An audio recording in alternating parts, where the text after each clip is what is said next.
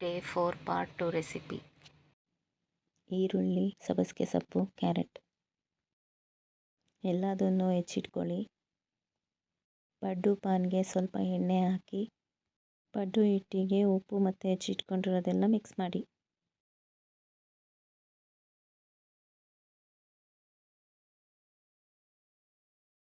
ಯಾವಾಗಲೂ ನೀವು ಪಡ್ಡು ಮಾಡಬೇಕಾದ್ರೆ ತವಾನ ಯಾವಾಗಲೂ ಲೋ ಫ್ಲೇಮಲ್ಲಿ ಮಧ್ಯಮ ಉರಿಲಿ ನೀವು ಬೇಯಿಸಬೇಕಾಗುತ್ತೆ.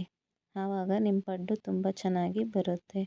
ನೀವು ಹೈ ಫ್ಲೇಮಲ್ಲಿ ಇಟ್ಟರೆ ಪಡ್ಡು ತುಂಬ ಸ್ಮೂತಾಗಿ ಬರಲ್ಲ. ಸ್ಮೂತ್ ಇದೆ ಆ್ಯಂಡ್ ಪಡ್ಡು ಕೂಡ ಸೀದೋಗುತ್ತೆ.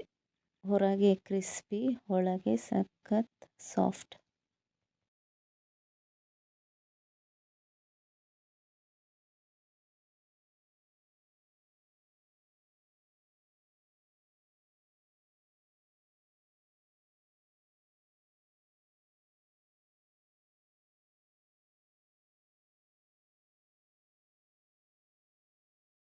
Thank you for watching. See you with another delicious recipe.